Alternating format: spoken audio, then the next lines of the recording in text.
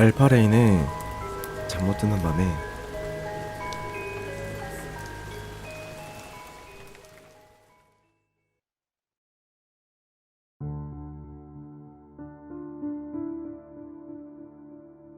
(100%)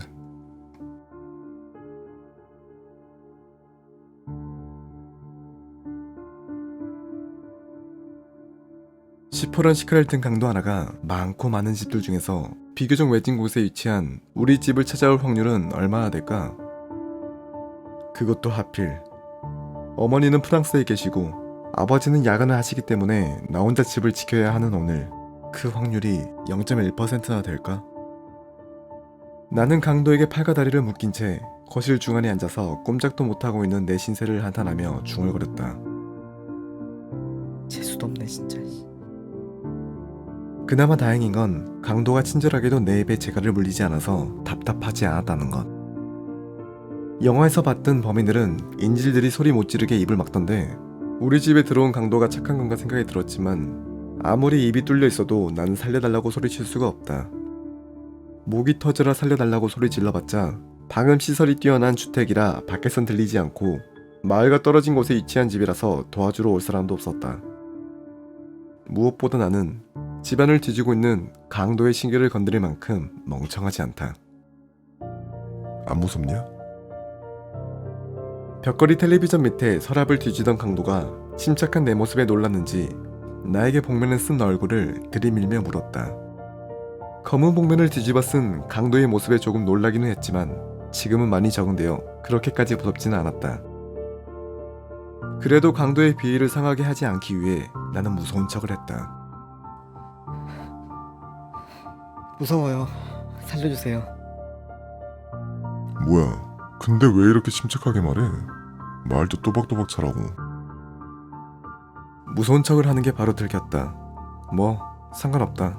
잠깐의 대화였지만 살인을 할 만큼 나쁜 사람으로 보이지 않았다.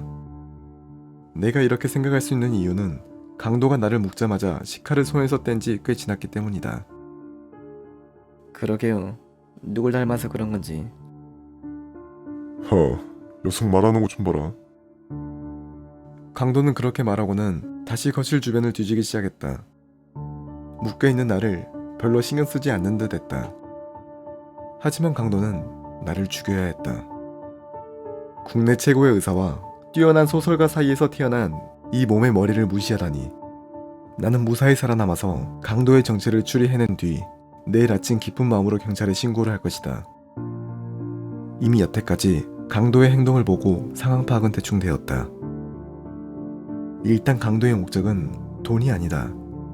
지금 강도는 거실을 어지르고 있을 뿐 실질적으로 통장과 귀중품 등이 있는 아버지의 금고와 어머니의 보석함에는 손도 대지 않고 있었다.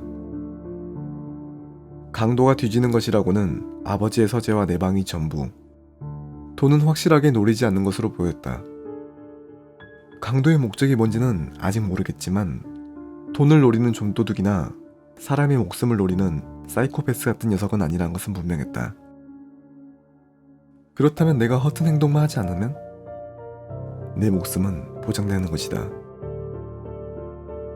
그렇게 살아남는다고 가정했을 때 지금부터 내가 할 일은 범인이 누군지 추리해내서 내일 아침에 신고하는 일. 완벽하다.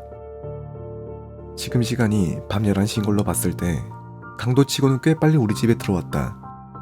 보통의 강도들은 자정이 넘어서야 활동을 하는데 아마도 우리 집에 나밖에 없다는 사실을 아는 게 분명했다. 그 사실을 바탕으로 이 강도가 우리 가족의 주변 사람이거나 우리 집에 대해서 조사를 많이 한 강도인 것을 추리해낼 수 있었다. 한참을 생각하는데 아버지의 서재에서 강도 녀석의 소리가 들려왔다. 드디어 찾았네. 벌써 원하는 걸 찾은 건가? 이제 돌아가려나? 아직 누군지 강도 못 잡았는데. 강도는 한 손에 서류가 담긴 종이 봉투를 들고 집의 가장 안쪽에 위치한 아버지의 서재에서 유유히 걸어 나왔다. 그 봉투가 뭔지는 잘 모르겠지만 오늘 아침 아버지가 서재에 두고 가신 봉투가 분명했다. 뭘 찾으셨는데요? 눈 없냐? 강도는 손에 쥔 종이봉투를 흔들었다. 그러니까 그게 뭔데요? 참 나란 녀석은 겁도 없다. 무식하지도 않은데 왜 이리 용감한 걸까? 지문서는 아니니까 신경 꺼라. 강도는 원하는 것을 찾았음에도 가지 않고 거실을 서성거렸다. 나는 거실을 돌아다니며 이것저것 구경하는 강도를 보며 말했다. 왜 안 가세요? 원하는 것도 얻었잖아요. 원하는 걸 얻었으니까 안 가는 거야. 강도는 이렇게 말하고는 거실과 내 방 사이에 통로로 놓인 가족사진 근처로 갔다. 아버지와 어머니, 그리고 내가 남긴 화목해 보이는 우리 가족사진이 벽에 걸려 있었다. 사실 화목해 보이는 것이다. 물론 나와 아버지 사이, 그리고 나와 어머니 사이에는 문제가 없다. 다만 아버지와 어머니 사이에 문제가 있을 뿐. 아버지는 어머니를 사랑해서 결혼한 것으로 보였으나 어머니는 아버지를 사랑해서 결혼한 것이라고 볼 수 없었다. 어머니에게서는 아버지를 사랑하고 있다는 느낌을 전혀 받을 수가 없었다. 어머니는 언제나 일을 핑계로 아버지를 떠나서 생활했고 나 역시 그 덕분에 화목한 가정에서 생활하기는 힘들었다. 사실 어머니와 아버지 관계를 생각하면 내가 태어난 것도 정말 기적적인 일이다. 그렇게 어렸을 때부터 어머니보다 아버지와 함께 생활해서 그런지 나는 아버지가 불쌍했고 그렇기에 더욱 아버지를 잘 따랐다. 아빠랑은 별로 안 닮았네. 어지간히 할 말이 없는 강도인가? 강도 주제에 별말을 다 한다는 생각이 들었다. 네, 별로 안 닮았어요. 부잣지간이라 해서 무조건 외형적으로 닮은 법은 없잖아요. 무시해서 이득이 될 게 없다고 생각된 나는 강도의 말에 친절히 대답해줬다. 좋겠네 너네 아빠. 가족 사진도 찍고. 나는 찍지도 못했는데. 뭐가요? 내 아내를 죽였거든. 강도는 갑자기 화가 나는지 사진 속의 아버지를 주먹으로 쿵치며 말했다. 강도의 갑작스러운 행동에 놀라기는 했지만 그래도 중요한 사실을 알아냈다. 강도 녀석이 왜 우리 집에 찾아왔는지. 아무리 뛰어난 의사라고 해서 매번 100% 성공률로 수술을 할 수는 없다. 인간이기에 실수를 할 수도 있고 생각하지 못한 변수가 생길 수도 있다. 그리고 그것은 우리 아버지한테도 해당된다. 최근에 아버지가 신경질적이었던 일이 생각났다. 일주일 전부터인가? 아버지의 행동이 좀 이상했다. 심각한 표정으로 전화를 하는 것부터 시작해서 늘 내게 웃는 얼굴로 대하시던 아버지가 별것도 아닌 일에 내게 화를 냈고 때리려고 손까지 들었었다. 나는 그 당시에는 너무 놀라 아버지께서 왜 그렇게 행동하셨는지 몰랐는데 오늘에서야 비로소 알게 되었다. 내 추측으로는 아버지는 최근에 어떤 수술을 실패하신 것 같다. 그리고 그 수술의 대상은 아마도 저 강도의 아내일 것이다. 아직은 추측이지만 확률이 70% 정도는 될 것 같았다. 그리고 이 추측이 사실이라면 내 목숨이 위험해지는 것은 당연했다. 강도가 복수심으로 아버지의 아들인 나를 죽일 수도 있으니까. 나는 불안했지만 단도직입적으로 물었다. 절 죽이실 건가요? 강도는 나를 돌아봤다. 복면 뚫린 구멍으로 녀석의 눈이 웃고 있는 게 보였다. 네가 보기에는? 50%요. 100%야. 강도는 그렇게 말하고는 내 방으로 들어갔다. 솔직히 강도의 속사정을 알고 나니 살짝 측은한 마음이 들기도 했지만 강도가 지금 저지른 행동은 분명히 죄였다. 나는 더 이상의 큰일을 막기 위해 강도를 설득해야 했다. 강도는 내 방에 나오면서 내게 말했다. 야, 너 록 음악 좋아하냐? 아마도 내가 아버지 몰래 숨겨두었던 록 앨범들을 뒤진 듯 했다. 네, 내가 앨범 몇 장만 가져갈게. 내가 좋아하는 앨범이 있어서. 미안. 아깝다는 생각이 들었지만 강도가 물건을 훔친 건 당연했다. 그리고 록 앨범보다 지금은 저 강도를 설득하는 게 중요했다. 나름 어렸을 때부터 말을 잘하는 재능이 있었던 나였기에 어느 정도 사람을 설득시키는 데 있어서는 자신이 있었다. 저기 강도 아저씨, 왜 그러냐? 이 세상에 100% 확률로 수술을 성공하는 의사는 없어요. 의학적인 실수로 억울하게 가족을 잃은 아저씨의 마음 잘 알겠는데 그것 때문에 아버지 또한 상처를 받으셨어요. 아저씨가 우리 아버지나 다른 누군가를 해코지한다고 해서 죽은 아내가 돌아온 건 아니잖아요. 강도 아저씨의 얼굴이 순간 진지해졌다. 복면에 가려서 표정은 보이지 않았지만 눈빛만 봐도 알 수 있었다. 내 설득이 통하고 있다고 생각했다.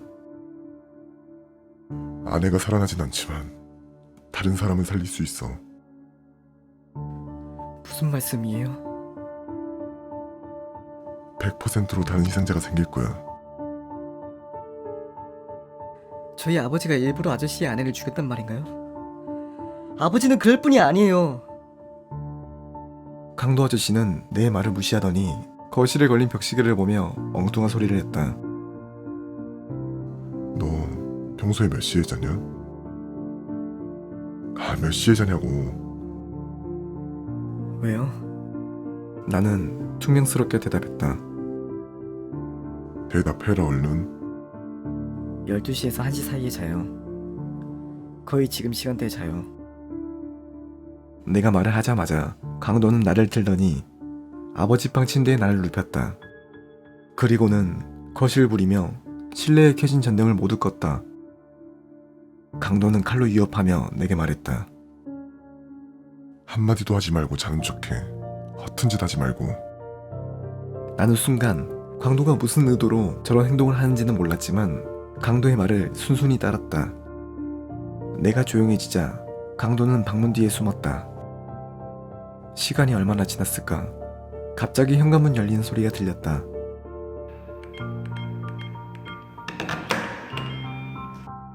누구지?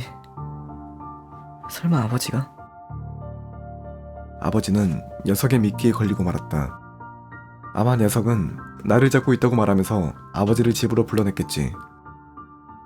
아버지를 죽이려고. 나는 죽을 각오를 하고 소리를 질렀다. 아빠! 위험해! 순간 시커먼 무언가가 내게 달려들어 내 배에 칼을 꽂았다. 배에서 흘러나오는 검붉은 피를 보고도 비명조차 나오지 않았다. 순간 환하게 불이 켜지고 나는 천천히 고개를 들었다. 이 더러운 놈의 자식.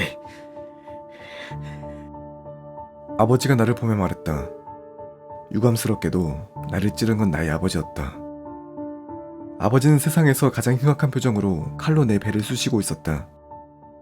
하지만 그런 아버지의 표정을 오래 볼 수가 없었다. 아버지는 털썩 쓰러졌다. 쓰러지는 아버지의 등에 칼이 꽂혀 있었다. 강도의 칼이었다.